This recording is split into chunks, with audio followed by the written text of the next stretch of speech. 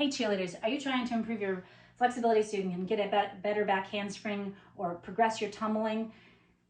Then listen up, this video is for you. I'm Laura Turner and I'm the Cheer PT. And I am a physical therapist and I'm a strength coach, and I work with cheerleaders to help you get stronger and move better so that you can keep tumbling and jumping and doing everything that you want to be able to do throughout your life with less risk of injury.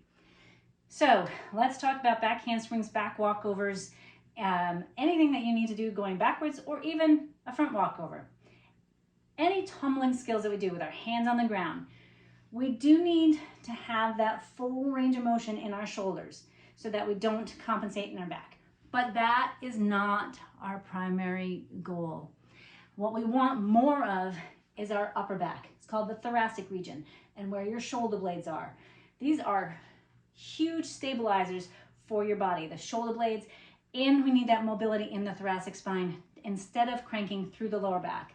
What I see all the time in videos when people are working on their scorpions or they're working on a back walkover is they are really arching their back and all their motion's coming from right here. That's the L4, L5 junction, and they're kind of getting that pinch pivot point there. That's a really crucial area for injuries, and it can lead to some really bad back pain if we're not careful. It doesn't have to. You are not doomed to having low back pain and getting a fracture in your lumbar spine because you hyperextend. But if you can learn to control that and get your hips extending and get your thoracic spine extending, then we can stabilize at the lumbar spine like it needs to do and progress our skills like mad.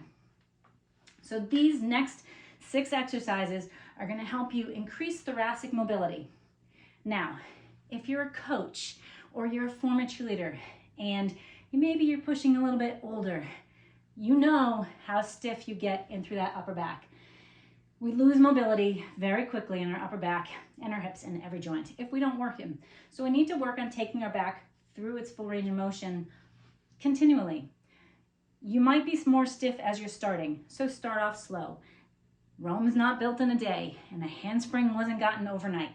You've got to do the work. It takes time and consistency and regular nudging of that motion in the different planes that we can move in, side to side, forward and back, and rotation, so that we can gain that mobility. And gradually over time, you'll get there. If you're stiff and sore, whether you are a newbie or you're a seasoned old coach like me, work that on a daily basis, on a regular basis, and taking your body, allowing your body to move and exploring motion. None of these should be done quickly. We're going to explore the movements so they flow and it's easy and we know what our body is feeling as we're going and doing them. All right, are you ready? Let's get started with exercise number 1. If you want to improve your thoracic extension, you need to be able to do some rib cage isolations. The rib cage comes just underneath, right at the back. All 12 ribs attached to all 12 thoracic vertebrae. So moving your ribs will affect what happens at the thoracic vertebrae, which is right in the middle of your back, between your neck and your lumbar spine, which happens right about your belly button. So the first rib cage isolation, we're going to do an anterior and a posterior tilt. An anterior tilt, this here's your sternum, the front.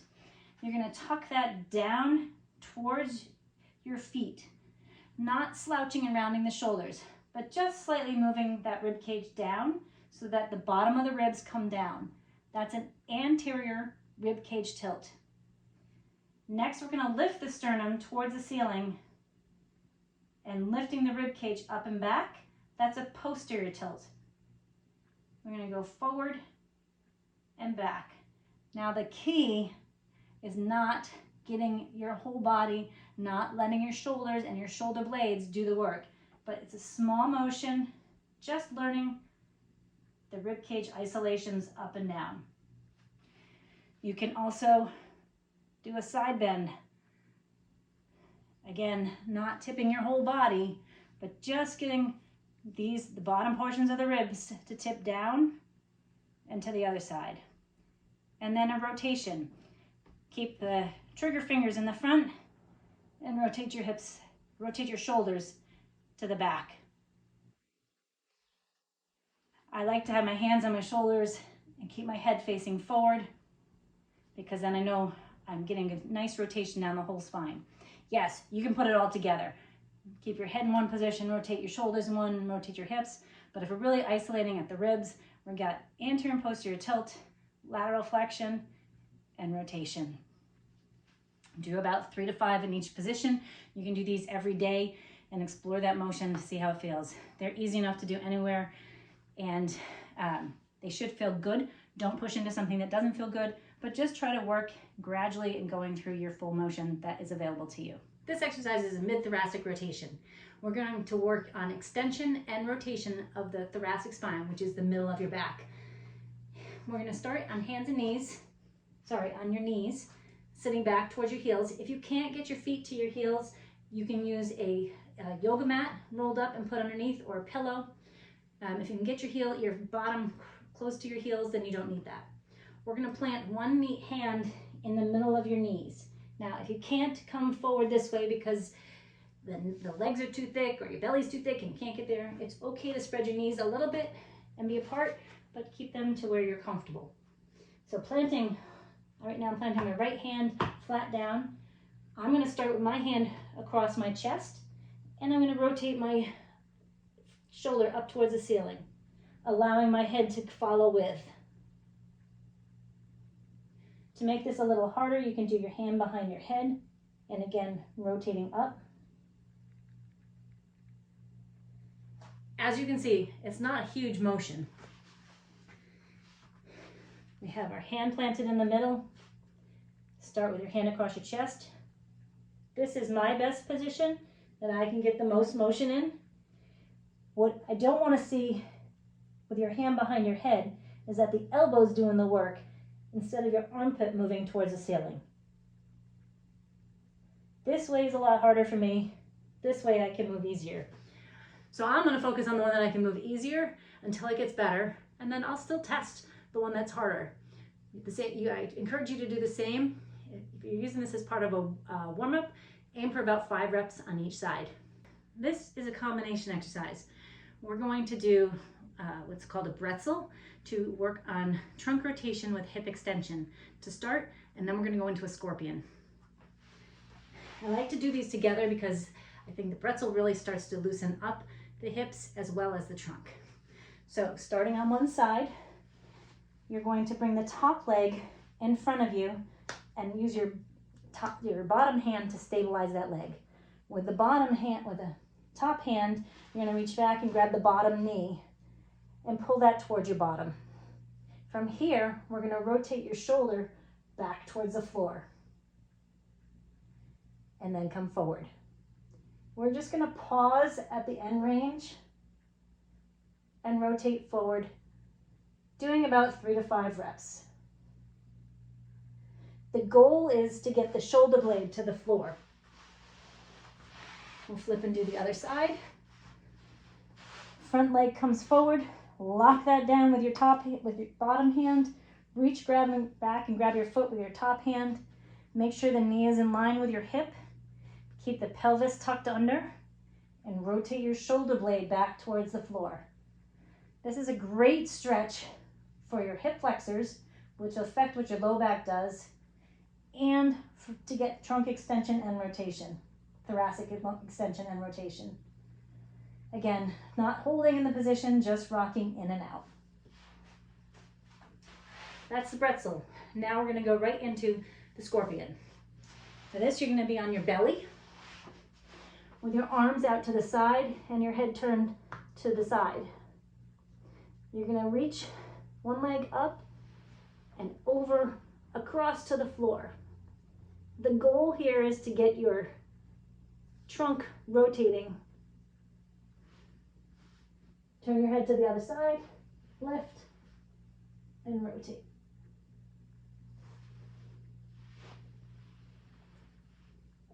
We're going to go back and forth about 3 to 5 times. Trying to keep that that shoulder on this hand, the opposite of the leg, down towards the floor. Don't force it. Just keep it comfortable. Try these exercises out to help the rotation and the extension in your upper back. By stretching out your hips, you're going to allow your lower back to stabilize, including the rotation in your thoracic spine. You will create movement throughout your whole body, which number one feels amazing because it's like a corkscrew effect and just unwinding everything. And number two, it takes your body through the full motions that we need to do that will carry over into everything else that we want to do. Try these out, the pretzel and the scorpion. This is a thoracic bridge. In this exercise, we're going to move from a down dog into a crab position with a reach overhead.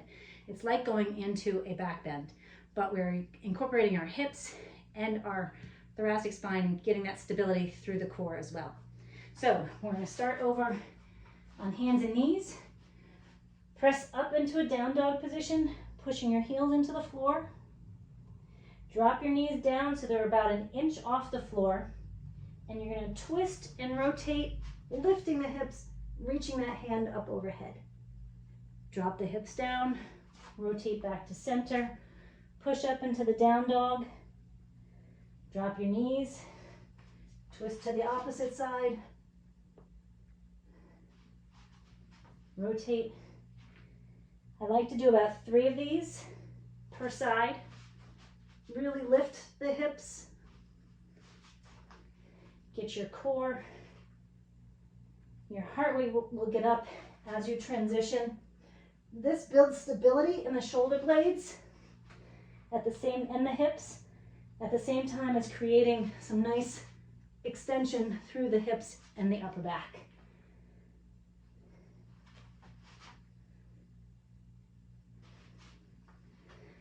You can finish a down dog and really push your shoulders towards your feet, pressing the heels into the ground, making sure that your shoulders are not up in your ears as earrings. Come down, catch your breath. Use a thoracic bridge as part of a warm-up, or you can do it more as reps. Probably the 3 to 5 rep range is enough, and getting your heart rate up. It's a great way just to get your body ready to lift or to get into tumbling, because you're creating stability at the same time as you're creating mobility in the back. Try the thoracic bridge to improve your handsprings, your tumbling, and anything with your arms overhead. In this exercise, we're going to work in half kneeling, which is one leg down, one leg up in a kneeling position. And we're going to do trunk rotation while we're in that kneeling position. It's a great exercise to get some hip stability and rotation at the same time as rotating our trunk. Again, creating mobility in our thoracic and our hips and stability in our lumbar spine. So you're gonna come down right against a wall. You need a yoga block or maybe a half foam roller. You could potentially use a towel, a pillow, but you want something that's a little bit firm to be able to stabilize with. If you don't have it, it's okay. It's not crucial. It just helps to make the exercise that much better. So have your down leg against the wall or door and the up leg forward with your ankle directly underneath your knee. The yoga block is going to be lengthwise against the door. If you can, have the back toes up. We're going to start with your arms out straight, and we're going to open our trunk. You can create some rotation in your hand at the same time. You can see I struggle to keep this position. I'm going to put my back toes down for now. Keeping the pressure against that block helps to build that hip at the same time and really gets your trunk open. Do about 3 to 5 to each side. Let's see what the other side looks like. Our goal is to have symmetry on both sides, but no one is ever fully symmetrical. So don't stress if you're not. Just work towards being symmetry. Just work towards that symmetry. So down leg is against the wall. Front leg is up. Resting against the yoga block. Hands out straight. Keep your shoulder against the wall. Now, what we're not doing is just whipping our arm back. We want to make the motion come from our rib cage and our thoracic spine. Yes, your shoulder blades will work, but the goal is not to get the hand against the wall. The goal is to get your shoulder blade there at the same time as your hand, which will get your trunk rotating. This is a fantastic exercise for cheerleaders who want to improve their tumbling and their back handsprings or back walkovers, even reaching up to grab into a heel stretch, because you're creating that length through the upper back, which will allow better shoulder range of motion and stability at the same time. This is a half kneeling trunk rotation. Include it in your warm-ups or on a daily basis as part of your regular mobility routine. This is a 3D lat stretch. This is going to help stretch the muscles on the side of the arm. We're going to stretch them at the same time as strengthening them, because we're going to not just get there and hold a static stretch, but we're going to move into a stretch and then create some eccentric length by coming to stand back up. At the same time, we're going to be working the hip, because that works in opposition. Your opposite hip works every time we walk. So we want to create some stability in the opposite hip at the same time as creating some lat mobility. So you need to be in a doorway, or if you have a dresser, you could use that. I like to use a squat rack. I think it's the easiest. But if you don't have that easy access in your house or at your gym, just get in a doorway or hold onto a pole. That works good too. Maybe I think you could probably do it on a stairway. Just make sure your stairway's not going to fall off on you. All right, so right now I'm going to stretch my right arm. I'm going to hold on to the rack with my right arm. You can start with just one arm and sitting your hips, or just doing the arms and not the legs, sitting your hips back towards the wall behind you and coming forward. I'm leaning back to get the stretch here and come forward. You can see we get the hip hinge at the same time. To make it a little bit harder, we're going to reach the right foot back so that we're weight bearing through the left hip and come up. Reaching back and up. Now to increase this, we got two other planes of motion that we want to work for the lats. A side-to-side motion and a rotational motion. So first we're going to reach back, find the stretch. Then we're going to reach over with our back leg. The right leg is going to cross behind. That gets that side bend. And then we're going to reach our hand underneath to get a little bit of rotation. It's a nice stretch into the lats. Reach back, reach across with the leg, and reach your hand under.